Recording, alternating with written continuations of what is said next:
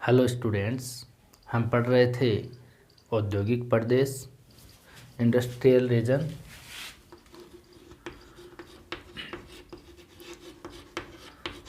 औद्योगिक प्रदेश, हमने औद्योगिक प्रदेशों में मुंबई पुणे औद्योगिक प्रदेश की बात की, हमने हुगली औद्योगिक प्रदेश की बात कर ली है। अब तीसरे क्रम का जो औद्योगिक प्रदेश है बेंगलुरु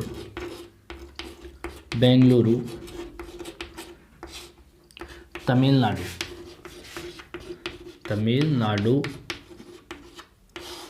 औद्योगिक प्रदेश।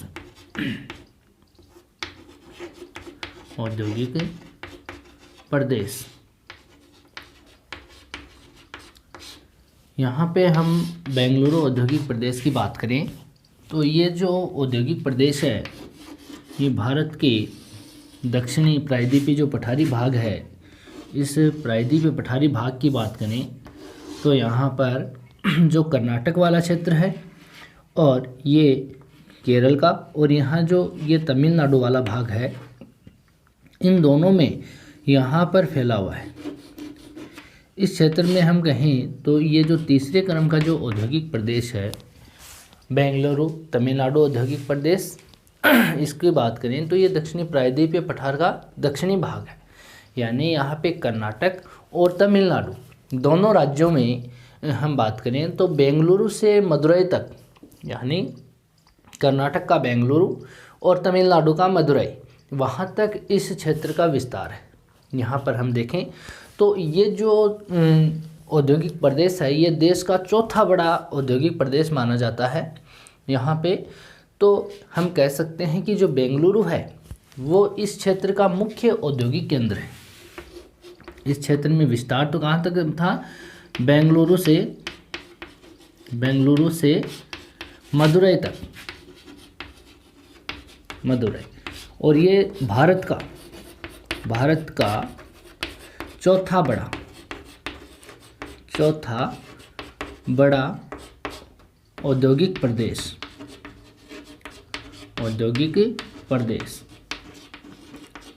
यहाँ पे यूँ कहें तो इसका जो मुख्य केंद्र है, औद्योगिक केंद्र है या मुख्य केंद्र, वो कौन सा है, बेंगलुरु। जैसे हम बात करें हुगली प्रदेश की, हमने यहाँ चर्चा की, हुगली में कोलकाता हावड़ा था। यहाँ पे मुंबई पुणे वाले में देखा तो मुंबई औद्योगिक प्रदेश जो मुख्य केंद्र है। वैसे ही बेंगलुरु तमिलनाडु औद्योगिक प्रदेश में मुख्य केंद्र कौन सा है, बेंगलुरु है। इसका जो विस्तार है किसका, इस बेंगलुरु औद्योगिक प्रदेश का, इसका जो विस्तार है वो 1960 के बाद में यहाँ पे माना जाता है। पहले यहाँ जो बेंगलुरु क्षेत्र है और सलेम क्षेत्र है और मदुरई, ये तीनों ज़िले, सलेम, बेंगलुरु और मदुरई, तीनों ज़िलों के अंदर यहाँ पे लघु उद्योग ही था। यानी इन तीन क्षेत्रों में ही इनका विस्तार था। जबकि 1960 के बाद में हम बात करें तो यहाँ पर इस जो बेंगलुरु औद्योगिक जो प्रदेश है इसका विस्तार माना जाता है। 1960 तक तो केवल 3 जिलों में ही था। 3 जिले कौन से, कर्नाटक का बेंगलुरु जिला है, और सलेम जिला तमिलनाडु का है, मदुरई जिला तमिलनाडु का है। तो यहाँ तक इसमें लघु जो उद्योग है, छोटे उद्योगों के रूप में यहाँ इनका विस्तार था। लेकिन वर्तमान में बात करें तो कर्नाटक और तमिलनाडु के कुछ जिलों को छोड़कर ही यहाँ पे संपूर्ण प्रदेश में ये फैला हुआ है, इसका विस्तार है। यानी यहाँ दोनों राज्यों से संबंधित बात करें, कर्नाटक और केरल, इसके कुछ जिलों को छोड़कर के संपूर्ण इस प्रदेश में यहाँ पे इसका फैला हुआ भाग देख सकते हैं, इस बेंगलुरु औद्योगिक प्रदेश का या बेंगलुरु तमिलनाडु औद्योगिक प्रदेश का। यहाँ पर इस क्षेत्र में कोयला है, उनका जो कोयले के भंडार हैं उनका अभाव है। ध्यान रखना, इस क्षेत्र में कोयले के जो भंडार हैं उनका अभाव है। सबसे ज़्यादा कोयला यहाँ पे है झारखंड में और पश्चिम बंगाल में, झरिया रानीगंज क्षेत्र हैं। लेकिन इस दक्षिणी भाग में बात करें तो दक्षिणी भाग में यहाँ पे कोयले के जो भंडार हैं उनका अभाव ही देखा जाता है, जिसके कारण यहाँ पे प्राचीन काल से अगर देखें तो उद्योगों की स्थापना नहीं मानी जाती है। लेकिन 1932 में हम यहाँ पे बात करें तो 1932 में यहाँ पे एक पाइकारा जल विद्युत परियोजना स्थापित की गई थी। उसके बाद में यहाँ पे उद्योगों का विकास प्रारंभ हो गया था। कौन सी विद्युत परियोजना लगी थी यहाँ पे? पाइकारा, पाइकारा जल विद्युत परियोजना। समझ रहे हो बात? यानी इस परियोजना के बाद में ही यहाँ पे उद्योगों की स्थापना प्रारंभ मानी जाती है। इस क्षेत्र में यहाँ पे बात करें तो निम्न कारण इनके जो विकसित होने के, इस औद्योगिक प्रदेश के निम्न कारण हम माने तो यहाँ पे जो निम्न कारकों की जो यहाँ योगदान रहा है, उनमें सबसे प्रमुख जो कारक है वो पहला कारक हम बताएं तो पूर्वी और पश्चिमी जो समुद्र तटीय स्थिति है वहाँ इसको जल परिवहन की सुविधा मिल जाती है। यानी यहाँ उद्योग स्थापित होने के क्या कारण हैं, यहाँ पर इस पूर्वी तट पर भी ये जो सागर वाला क्षेत्र है और यह पश्चिमी तट पर भी सागर वाला क्षेत्र है, तो दोनों तरफ ही इस औद्योगिक प्रदेश को यहाँ पे देखें तो समुद्र तट की स्थिति होने के कारण इसको जल परिवहन की सुविधा मिल जाती है। किसकी सुविधा मिल जाती है? जल परिवहन की सुविधा। इसको विकसित करने में सबसे पहला जो योगदान रहा है वो इसका रहा है। ठीक है। दूसरी बात करें यहाँ पे तो दूसरी जो कपास है, यहाँ पे इस क्षेत्र में कपास, लोह अयस्क, यहाँ की जो चट्टानें हैं वहाँ पे लोह अयस्क, सोना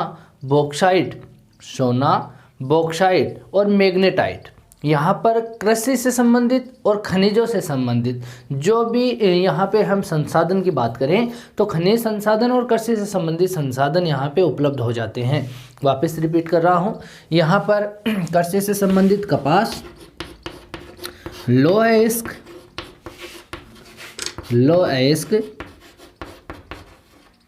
सोना, बॉक्साइट एल्यूमिनियम का रॉ मटेरियल है, बॉक्साइट, और यहाँ पे मैग्नेटाइट,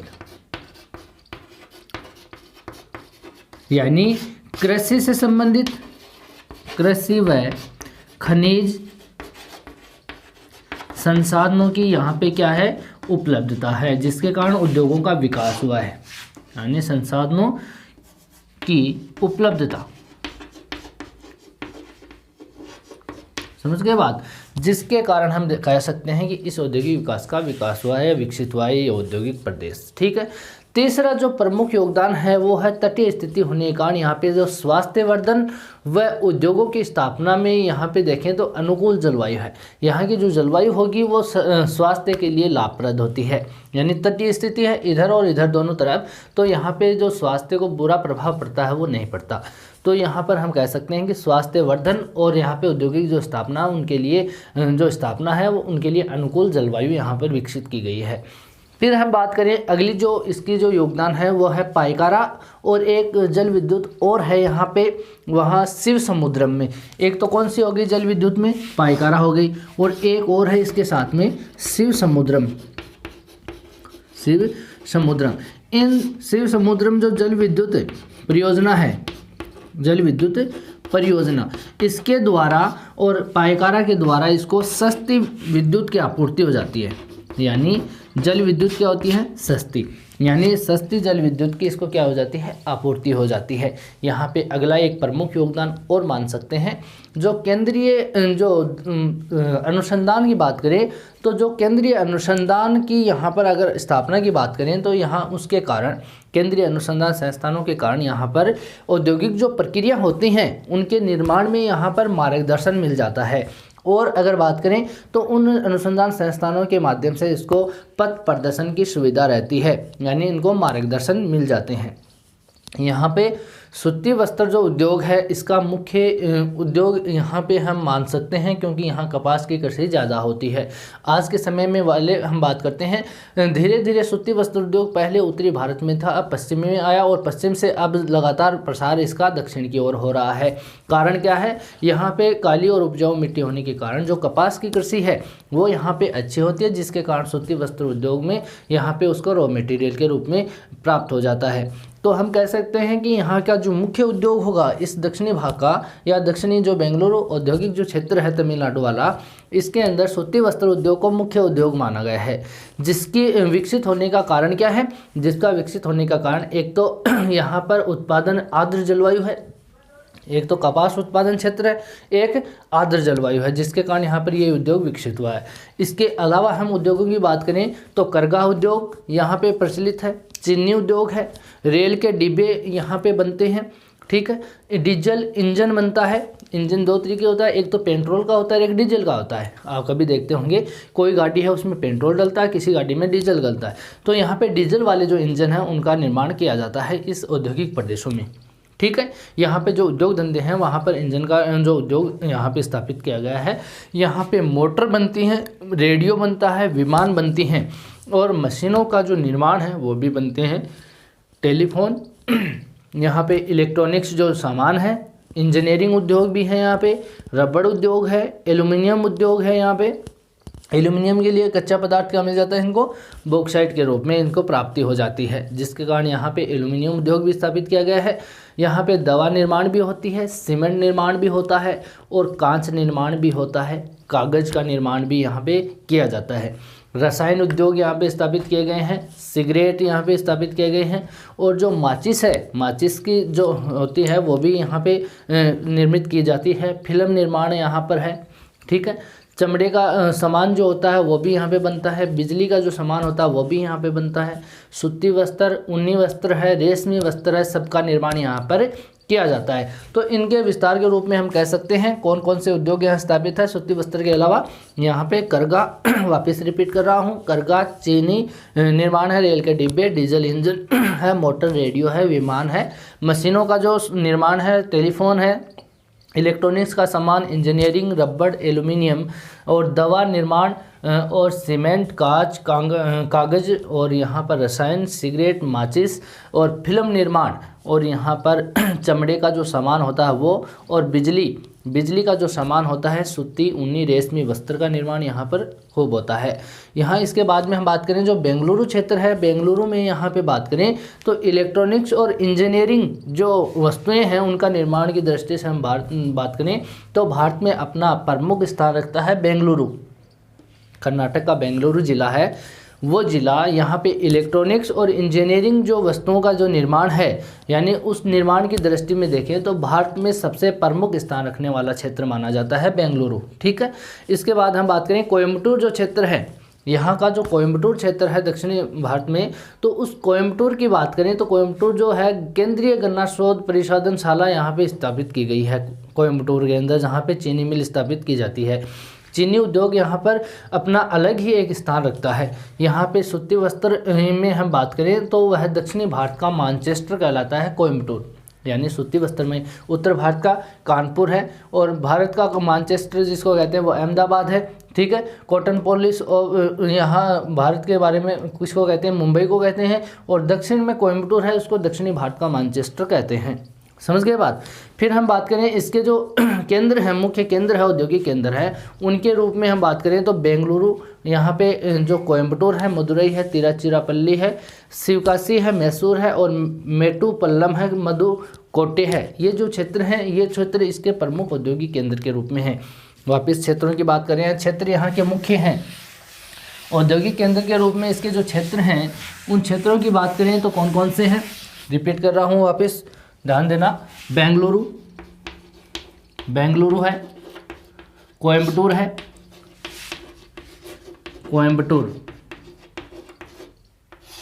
यहाँ पे तिरुचिरापल्ली है, यहाँ पर मदुरई है, और यहाँ पर शिवकाशी है, और यहाँ पे बात करें तो मैसूर है, मेट्टुपल्लम है और मधुकोटे। यहाँ के प्रमुख केंद्र हैं औद्योगिक केंद्र के रूप में हम माने तो बेंगलुरु तमिलनाडु के अंदर ये औद्योगिक केंद्र के अंदर यहाँ पे हम इनको मान सकते हैं। बेंगलुरु, कोयम्बटूर, तिरुचिरापल्ली, मदुरई, शिवकाशी, मैसूर, मेट्टुपल्लम और मधुकोटे, इन क्षेत्रों में औद्योगिक केंद्र के रूप में इसको मानते हैं, ठीक है। सलेम जो क्षेत्र है दक्षिण भारत में, यहाँ पे सलेम जो क्षेत्र है तमिलनाडु का, उस तमिलनाडु के इस सलेम क्षेत्र में लोहा इस्पात उद्योग जो है वो स्थापित किया गया है। जो चेन्नई है तमिलनाडु में, उसमें तेल परिशोधनशाला स्थापित की गई है और उर्वरक निर्माण उद्योग यहाँ पर स्थापित किया गया है, जो कि नवीन उद्योग माने जाते हैं।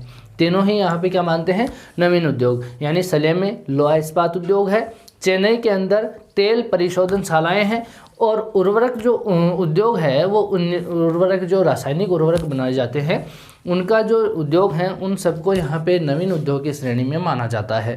ठीक है, तो ये बात हो गई आपकी बेंगलोर तमिलनाडु औद्योगिक प्रदेश की। फिर हम बात करते हैं गुजरात औद्योगिक प्रदेश की। गुजरात का ये औद्योगिक प्रदेश है, यहाँ पे समझ गए बात।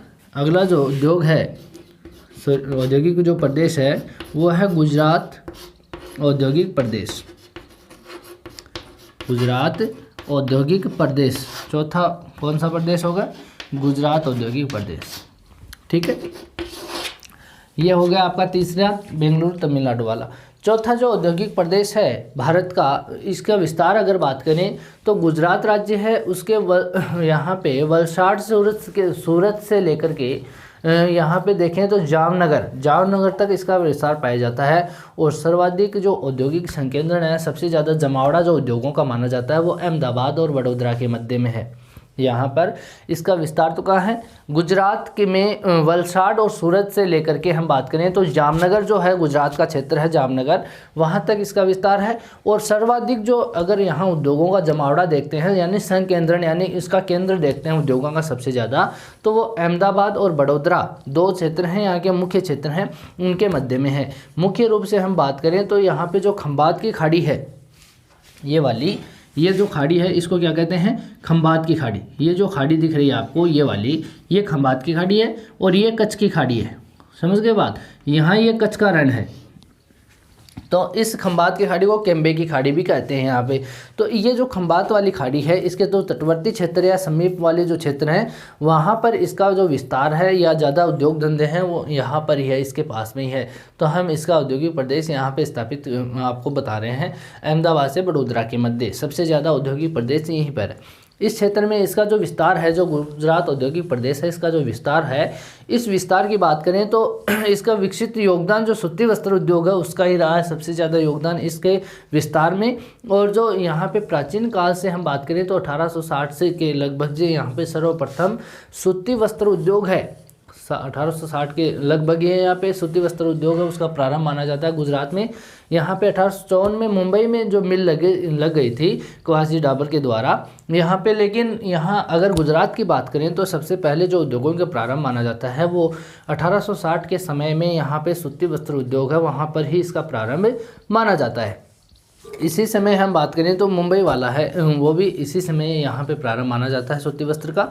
यहाँ जो उन्नति हुई है गुजरात वाले, वो यहाँ पे उन्नति इस सूती वस्त्र उद्योग जो हुई थी मुंबई में, इसके अनुकूल ही, इसको ही आधार मान करके ये उद्योग स्थापित किए गए थे। यहाँ पर भी इस उद्योग का विकसित होने के जो कारण माने तो इसमें प्रमुख कारण है यहाँ पे लावायुक्त जो काली मिट्टी होती है, उस काली मिट्टी में कपास की कृषि अच्छी होती है और यहाँ पर जो अनुकूल जलवायु है उसका प्रभाव यहाँ पे अधिक पड़ता है। यानी इसकी अनुकूल जलवायु के कारण और कपास की कृषि के कारण यहाँ पे इसको रॉ मटेरियल के रूप में प्राप्त हो जाता है। दूसरा हम देखें तो सड़क और रेल मार्ग जो है इन द्वारा देश के अन्य क्षेत्र हैं वहाँ से ये जुड़ा हुआ है। तटीय बंदरगाह होने के कारण ये जल परिवहन के माध्यम से भी ये जुड़ा हुआ क्षेत्र माना जाता है, जिसके कारण कच्चा माल और निर्मित माल को आयात और निर्यात में इसको सुविधा रहती है। गुजरात की बात करें, सड़क और रेल परिवहन तो है ही है और पास में ये समुद्र तटीय स्थिति होने के कारण गुजरात का जो ये जल परिवहन के माध्यम से ये आयात और निर्यात करने में इसको सुविधा होती है। ठीक है, यहाँ पे कांडला जो बंदरगाह है, यहाँ का जो कांडला बंदरगाह है उसकी निकटता के कारण यहाँ पर इसको सबसे ज़्यादा लाभ हुआ है। कांडला बंदरगाह के कारण यहाँ पे हम बात करें तो जो यहाँ के जो क्षेत्र हैं उसके समीप मान लो कोई भी वर्तमान हम बात करें तो इसके पास में ऐसे श्रमिक और सस्ते श्रमिक मिल जाते हैं, कुशल श्रमिक मिल जाते हैं जो कम पैसे या कम पूंजी के अंदर ही काम कर लेते हैं। तो ये गुजरात वाला क्षेत्र है, यहाँ पे आबादी ज़्यादा है, आबादी ज़्यादा होने के कारण इसके पास में सस्ते श्रमिक इनको मिल जाते हैं। ये तो बात हो गई इनके विकसित होने की कारण, ठीक है। फिर हम बात करें सूती वस्त्र उद्योग है, उसका जो मुख्य केंद्र है यहाँ पे अहमदाबाद है, जिसे पूर्व का बोस्टन भी कहते हैं। क्या कहते हैं अहमदाबाद को? पूर्व का बोस्टन कहते हैं। यहाँ जो सूती वस्त्र मिले हैं वो 75 सूती वस्त्र मिले हैं, यानी गुजरात के अंदर सूती वस्त्र उद्योग की जो मिले हैं वो 75 मिले यहाँ पे स्थापित है। यानी सबसे प्रमुख केंद्र सूती वस्त्र का कौन सा है? अहमदाबाद, जिसको यहाँ पे सूती वस्त्र उद्योग या भारत का मैनचेस्टर भी कहा जाता है। यानी भारत का मैनचेस्टर अहमदाबाद को, जिसको पूर्व का बोस्टन भी कहते हैं। क्या कहते हैं? पूर्व का बोस्टन। यहाँ सूती वस्त्र उद्योग है, इसके अलावा कई उद्योग भी स्थापित किए गए हैं, जिसमें रेशमी है, उन्नी है, यहाँ पे करगा उद्योग, कागज़ उद्योग, दुग्ध उद्योग, यहाँ पे दियासलाई, यहाँ पे जो अमूल दूध आप पीते हो गुजरात का दुग्ध उद्योग ही है। समझ गए बात? अमूल आपने नाम सुना होगा, अमूल दूध पीता है इंडिया, ये नाम आपने सुना होगा, तो वो कहाँ का है? गुजरात का ही है, ठीक है। इसके अंदर यहाँ पे दियासलाई बनाने का कार्य भी होता है, रासायनिक जो उद्योग है वो भी है, तेल शोधन का कार्य है वो भी किया जाता है। यहाँ सूती वस्त्र के बारे में हम बात करें तो पेट्रो रसायन भी है, यहाँ पर मोटर, ट्रैक्टर, डीजल इंजन तथा हम बात करें तो खाद्य परिष्कार जो है उन ऐसे उद्योग भी यहाँ पे स्थित किए गए हैं, यानी यहाँ पर ऐसी अवस्थिति इनकी पाई जाती है। हम बात करें कोयले की, तो यहाँ पे जो कोयली क्षेत्र है वहाँ पे तेल परिशोधनशाला भी स्थापित की गई है। यहाँ पर अंकलेश्वर और बड़ोदरा और जामनगर, ये तीन जो क्षेत्र हैं वहाँ पे तेल प्राप्ति का यहाँ पे तेल प्राप्ति होती है तीनों क्षेत्रों में। यहाँ पे खनिज तेल प्राप्त होता है कहाँ पर? अंकलेश्वर, बड़ोदरा और जामनगर। यहाँ पे तेल के कारण यहाँ पर जो रसायन उद्योग, पेट्रो रसायन जो उद्योग स्थापित किया गया है उसकी प्रधानता है इन तीनों के कारण, ठीक है। फिर हम इसके औद्योगिक प्रदेश या केंद्र की बात करें तो इस औद्योगिक केंद्रों की बात करें तो कौन कौन से हैं गुजरात के औद्योगिक केंद्र? यहाँ पे बात करें अहमदाबाद है, वडोदरा है, भरूच है, कोयली है, आनंद है, खेड़ा है, यहाँ पे सुरेंद्र नगर है, यहाँ इसके अंदर राजकोट है, सूरत है और यहाँ पर वलसाड़ है, जामनगर है। इन क्षेत्रों की बात कर सकते हैं। तो हम यहाँ पे देखते हैं कौन कौन से केंद्र हैं औद्योगिक केंद्र, आप भी नोट कर लेना। यहाँ पे अहमदाबाद है, अहमदाबाद, यहाँ पे बड़ोदरा है, बड़ोदरा, यहाँ पे भरूच, भरूच, भरूच के बाद में बात करें कोयली, कोयली है, आनंद है, खेड़ा है, खेड़ा, सुरेंद्र नगर है, सुरेंद्र नगर, और यहाँ पे और बात करें तो राजकोट है, राजकोट, यहाँ पर सूरत है और वलसाड़ है, वलसाड़, और यहाँ पे बात करें तो जामनगर, जामनगर, ठीक है। ये यहाँ के औद्योगिक केंद्र माने जाते हैं। गुजरात के औद्योगिक केंद्र वापस रिपीट कर रहा हूँ कौन कौन से हैं। यहाँ पे औद्योगिक केंद्र अहमदाबाद है, बड़ोदरा है, भरूच है, कोयली है, आनंद है और खेड़ा है, सुरेंद्र नगर है, राजकोट, सूरत, वलसाड़ है, जामनगर है। इन केंद्रों में यहाँ पे औद्योगिक केंद्र स्थापित किए गए हैं, ठीक है। तो हमने 4 औद्योगिक केंद्रों की बात कर ली। मुंबई पुणे औद्योगिक केंद्र की बात कर ली है। दूसरा औद्योगिक केंद्र यहाँ पे हुगली औद्योगिक प्रदेश है। तीसरा बेंगलुरु तमिलनाडु औद्योगिक प्रदेश है और चौथा कौन सा है? गुजरात औद्योगिक प्रदेश है। 5वां जो औद्योगिक प्रदेश है यहाँ पे विशाखापट्टनम गुंटूर औद्योगिक जो प्रदेश है, इसकी बात करेंगे हम नेक्स्ट वीडियो में। आज के लिए इतना ही, थैंक यू।